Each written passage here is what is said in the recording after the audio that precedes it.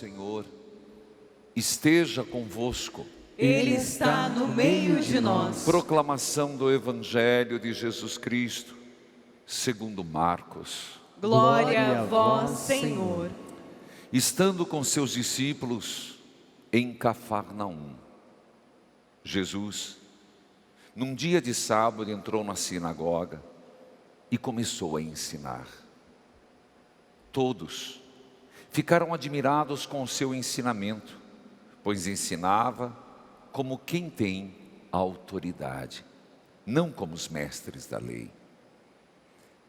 Estava então na sinagoga um homem possuído por um espírito mau. Ele gritou: o que queres de nós, Jesus Nazareno? Viestes para nos destruir? Eu sei quem tu és o Santo de Deus. Jesus intimou: cala-te e sai dele. Então, o espírito mau sacudiu o homem com violência, deu um grande grito e saiu. E todos ficaram muito espantados e perguntavam uns aos outros: que é isso? Um ensinamento novo dado com autoridade? Ele manda até os espíritos maus e eles obedecem. E a fama de Jesus logo se espalhou por toda parte, em toda a região da Galileia. Palavra da salvação. Glória a vós, Senhor. Que a palavra de Deus perdoe os nossos pecados. Amém.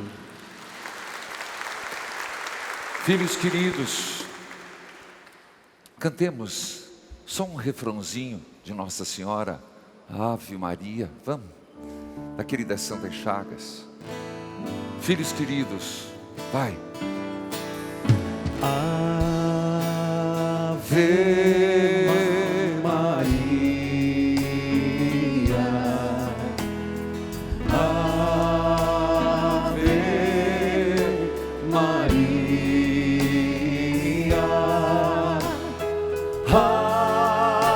Ave Maria, Ave Maria. Filho, eu quis começar, a missa não é mariana, mas nós estamos vivendo um momento tão difícil.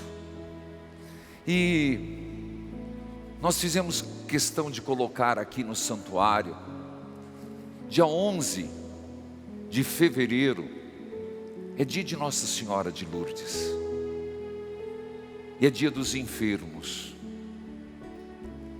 Mas nós antecipamos, todo mês de fevereiro vai estar aqui, vai, mês inteiro.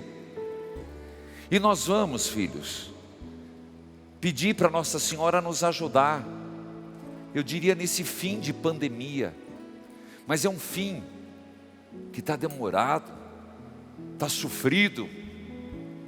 Então eu queria dizer, quando você passar pelo santuário, deixa a tua intenção aqui, ó, já tem bastante.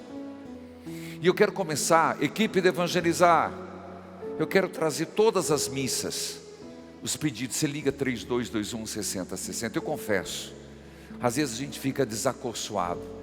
Que sentido?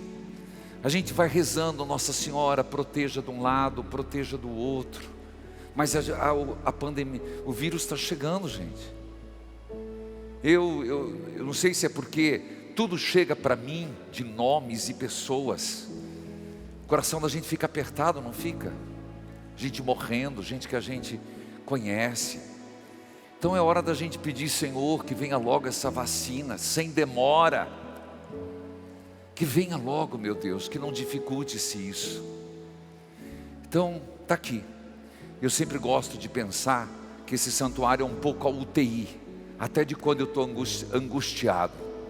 Mas que cada um mande seus pedidos. Tem um destino aqui, ó. Ave Maria, Ave Maria,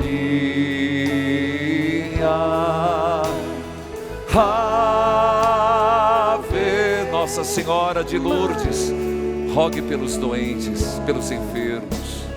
Ave Maria. Mas eu não vou deixar a tristeza bater, não. Vamos lá.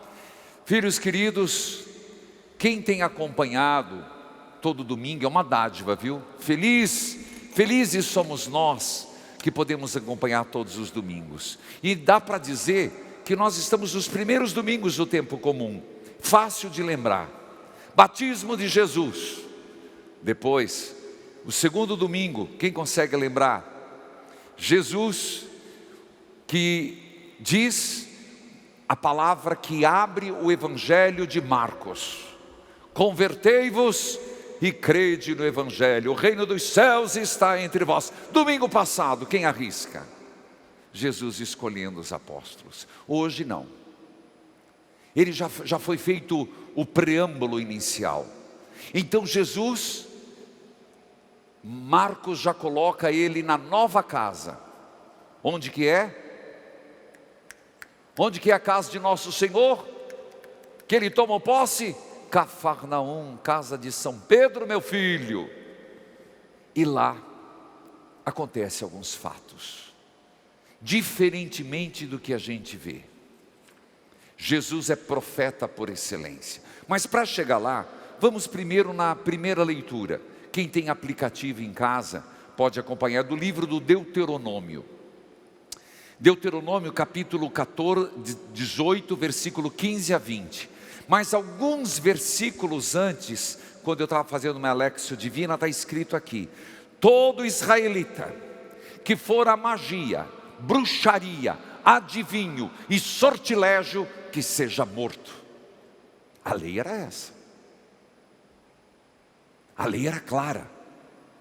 Então, se naqueles que viviam o judaísmo por excelência, como para nós, mas seu vigário, eu gosto tanto de um horóscopozinho, mas eu gosto tanto de fazer uma coisinha ali.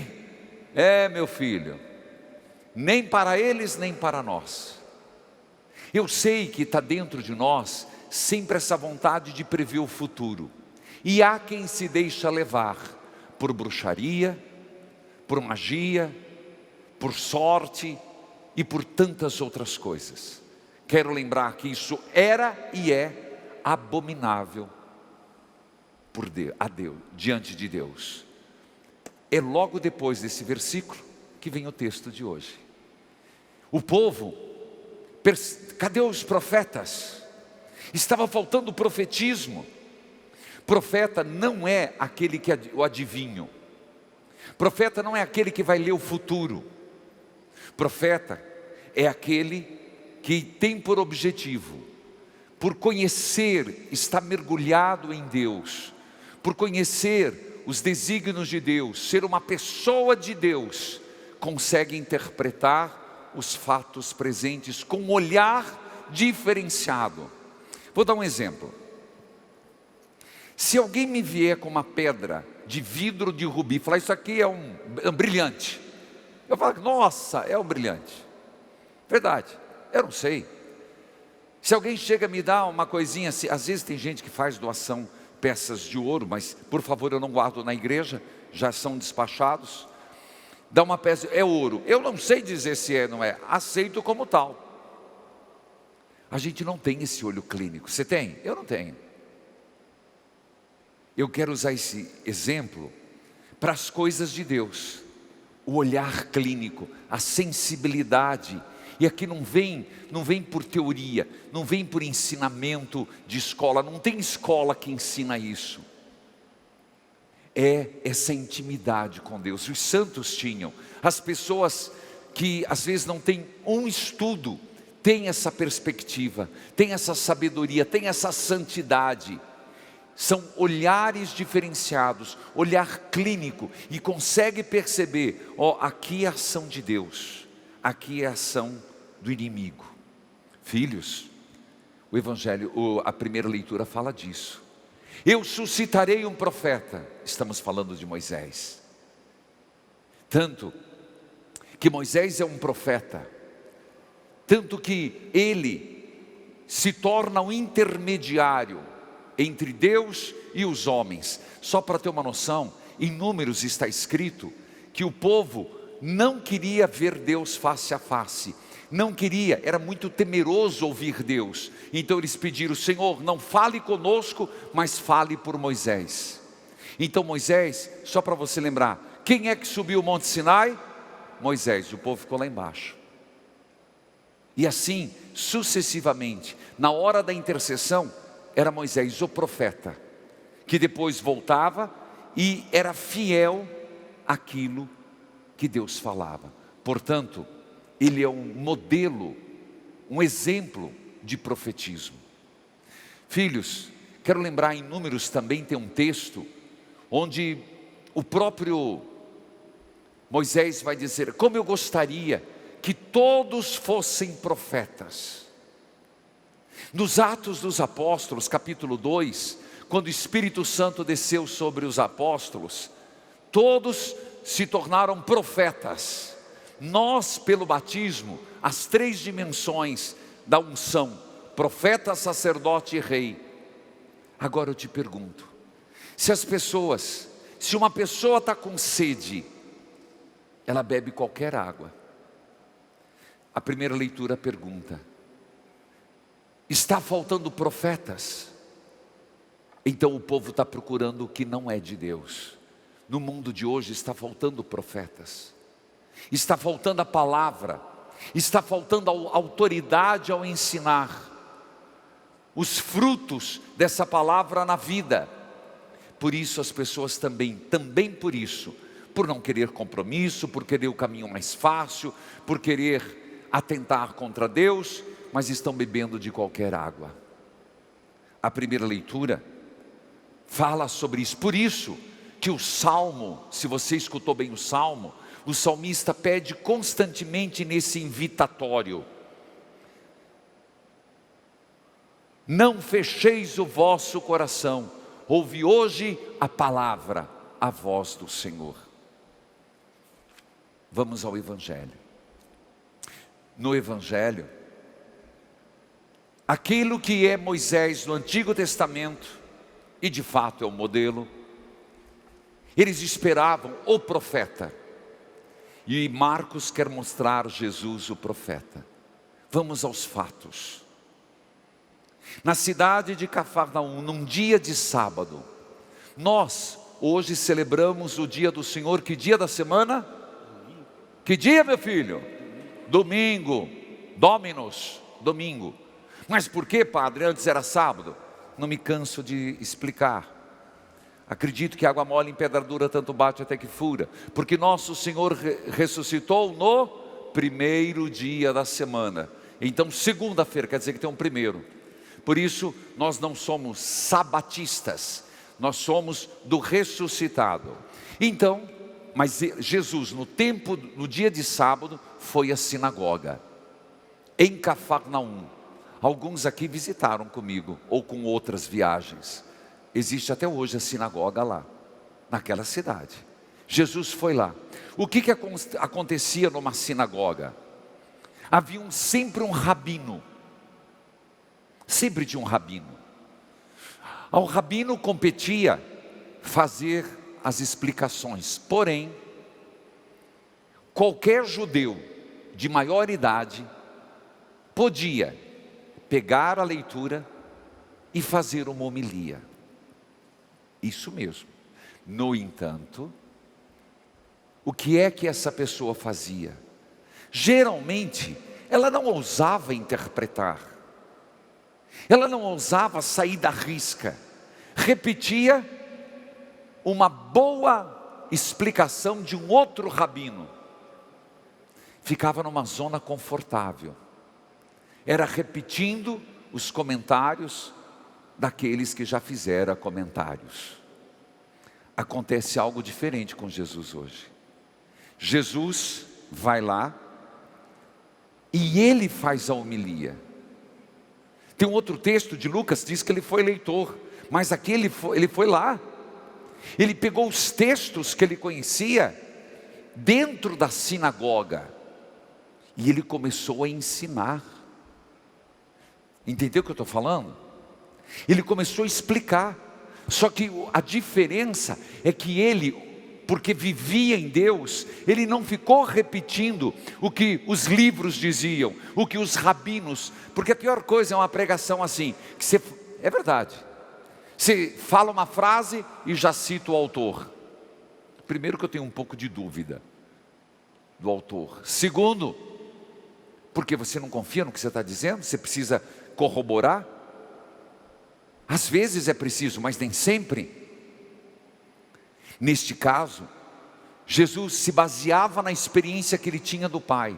Então o povo começou a perceber, espera, os rabinos, eles falam e não movem. Vem uma palavra, move, algo desperta, algo mexe. Ele está explicando, e aquilo que ele explica está mexendo com a gente. Aquilo que ele está falando é diferente de tudo que nós já ouvimos. Ele está pregando de um jeito diferente. Aí se pergunta, por que Jesus é profeta por excelência? Quais são as características de um profeta? Já disse que não é adivinhação, não é prever o futuro. Então qual a identidade de Moisés e por excelência de Jesus? Primeiro, conhecer a Deus. Segundo, ter discernimento das coisas de Deus. Terceiro, ter força no interior e transmitir na palavra. Inclusive os apóstolos. Volto de novo ao raciocínio dos Atos dos Apóstolos. Quando o Espírito Santo desceu sobre eles, os apóstolos falavam com uma profundidade, com uma propriedade, que as pessoas diziam, meu Deus, o que está acontecendo? Eu fico perguntando, meia culpa, será que as nossas pregações provocam? Será que as nossas catequeses provocam? Provoca esse mexida dentro que inquieta? Cuidado, se as pessoas estão com sede, elas bebem de qualquer água, mas elas querem água.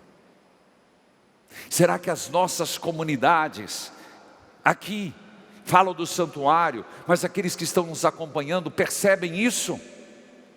Marcos faz um fato, escuta bem isso, o povo já estava aqui, aquele remoendo, sabe aquela coisa que você sente quando você vai num retiro? Vou dar um exemplo aqui, que você vai num retiro, que você sente aquele fogo abrasador.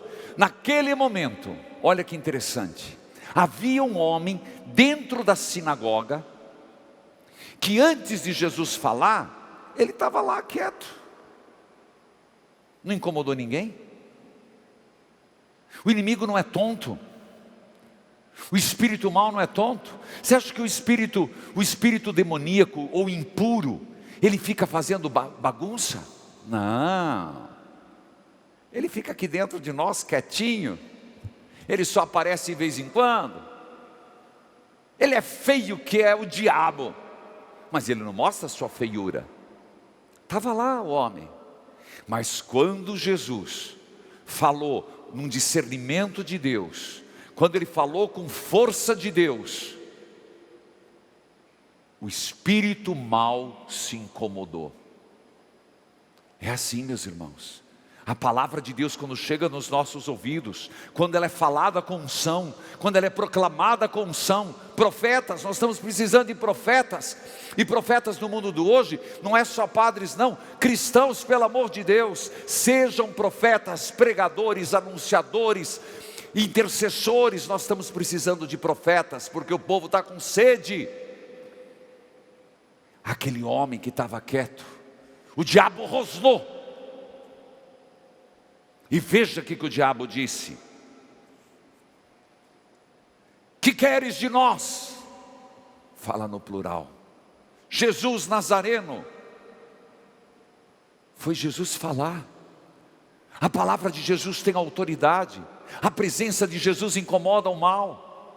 Então se nós acolhemos a palavra, o diabo não vai ficar em paz dentro de mim e de você. Não vai, ele não consegue.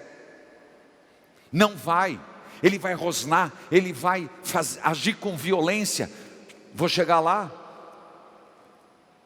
E é impressionante O que queres de nós, Jesus Nazareno? Viestes para nos destruir, caramba, nos destruir dentro da igreja. Então o diabo vai na igreja? Vai. Olha aí, ele vem comigo e com você quando a gente não deixa ele lá fora. Mas quando nós nos abrimos à missa santificante, à palavra santificante, gente, ele provoca, tanto que você diz depois, o espírito mau sacudiu o homem. O diabo não quer sair de nós. O espírito mau, o que é espírito mau? Espírito impuro. Uma pessoa quando age por racismo, por preconceito, uma pessoa quando age aniquilando o outro, injustiçando o outro, isso, quer coisa mais maligna do que isso? Uma língua fofoqueira, uma pessoa que é do mal, uma pessoa que deseja vingança. Eu não vejo outro nome próprio para o diabo, para Lúcifer. Queridos irmãos, e quando a gente, nesse processo de seguimento de nosso Senhor, não vai pensar que sai tranquilo, não. Diz São Marcos: o espírito mau sacudiu o homem com violência, deu um grande grito e saiu. Mas antes, veja o que acontece. O profeta Jesus, por excelência, o Filho de Deus, ele não faz previsão, ele não faz atos mágicos. Quando o espírito mau naquele homem começou a dizer: que queres de nós, Jesus Nazareno? Viestes para nos destruir, eu sei quem tu és o Santo de Deus. Jesus só disse: cala-te, sai. Às vezes o que a gente vê por aí não é um exorcismo. A voz do Senhor é direta. A voz do Senhor na minha vida é clara, na tua vida também. Não é teatro.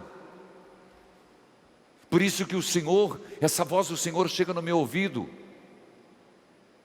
no teu ouvido: cala-te, sai dele. É um exorcismo? É uma libertação? Ou você gosta, realmente é algo que nos preserva e nos liberta? A palavra de Jesus tem autoridade e o povo percebeu. O que é isso? O ensinamento novo dado com autoridade, diferente daqueles que repetiam teorias, daqueles que repetiam os livros. Por que Jesus pôde inovar? Porque ele era um filósofo? Não. Porque ele era de Qumran? Não. Porque ele era essênio? Não. Porque ele conhecia a vontade do Pai. Filhos, quanto mais mergulhar, escuta essa palavra, você mergulhar em Jesus, mergulhar na Sagrada Escritura, mergulhar nos sacramentos, mais refina o teu discernimento, o meu discernimento. Por isso, quando uma pessoa diz assim: eu não sei o que fazer, cuidado. Você pode não saber agora, mas o discernimento vem. E se não vem, é porque é sinal de que a sua consciência está perdida, a sua formação está fraca, porque não está mergulhado na palavra, não está embebido do Espírito.